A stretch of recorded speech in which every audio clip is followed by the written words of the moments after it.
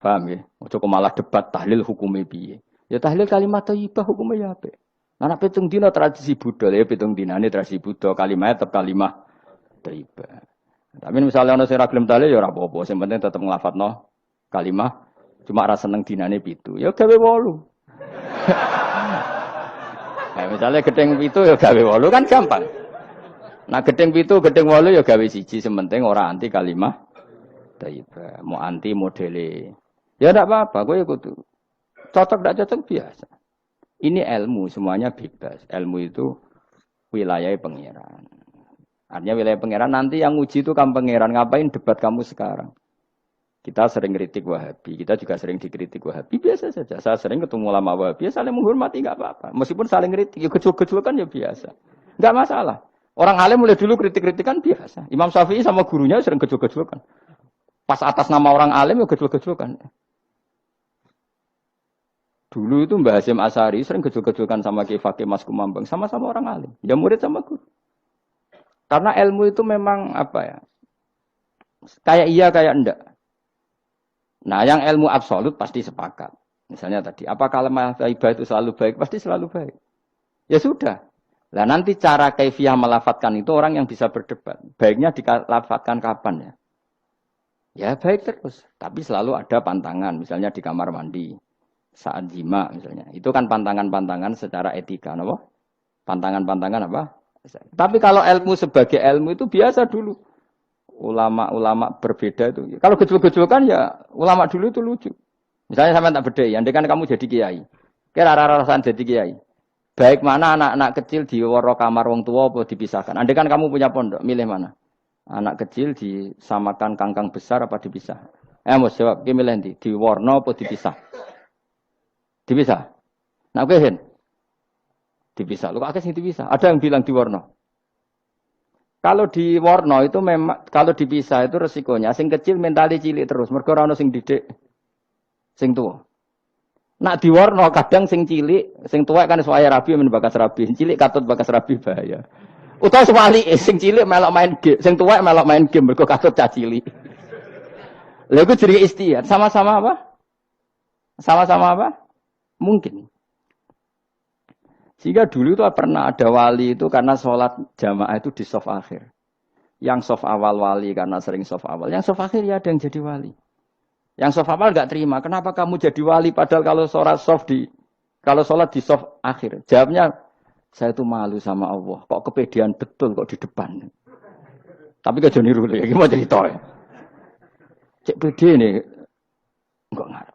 Karena dia di belakang motifnya itu tidak males. Tapi motifnya itu apa? Tawaduk atau malu, dia jadi wali. Nah, aku kan mergo males panjang. Atau moh roh imame tadi. Iku sing mari ra wali-wali. Sing kok ngarep kadang ambisi ngimami padha dene malah repot meneh. Jadi dulu ilmu itu biasa. Orang Maliki itu nak gojlok orang Hanafi itu ya entek ngame. Orang Hanafi kalau gojlok Imam Malik itu ya entek ngame. Ya biasa, dulu itu ilmu. Ya biasa. Misalnya gini sampean tak bedhei. Tidak jawab saja jujur. Rasulullah itu puasa Senin Kemis selalu apa kadang-kadang dalam semua riwayat. Kadang-kadang. Sesuatu yang kadang-kadang dilakukan Rasulullah itu akan sunat terus apa sunatnya juga kadang-kadang. Ayo jawab saja. Wah, akeh sing sarap ya. Rasulullah itu puasa Senin Kemis itu kadang-kadang apa terus? Kadang-kadang. Ini sudah masih benar. Sesuatu yang pernah dilakukan Nabi kadang-kadang itu menjadi sunat terus apa sunatnya juga kadang-kadang terus. Nah sekarang sebetulnya hadis kunut itu semuanya sepakat. Rasulullah kunut itu ya ahyanan kadang-kadang. Nah sesuatu yang pernah dilakukan Nabi kadang-kadang itu akan menjadi sunat terus ila yaumil. Maka Imam Syafi'i milih kunut terus.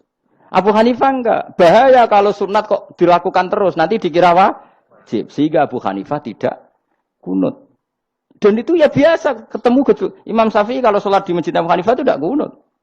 Ketika ditanya ikroman di hadal madhab, saya menghormati madhab. Orang Hanafi kalau main ke rumahnya Imam Syafi'i ya kunut ya biasa.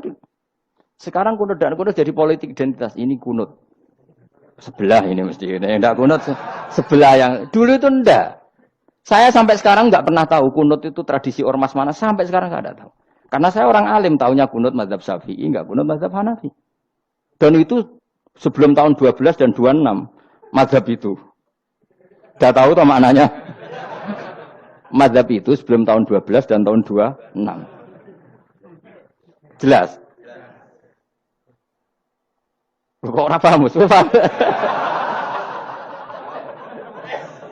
Jadi dulu lama ya biasa perdebatannya gitu. Apakah sesuatu yang pernah dilakukan Nabi secara ahyanan itu sunat terus? Apa sunatnya juga ahyanan sekali tempo? Jawabannya apa?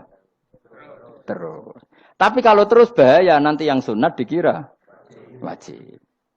Nah, yang berpikir gitu Abu Hanifah, yang berpikir terus Imam Syafi'i. Ya sudah, akhirnya jadi seperti ini.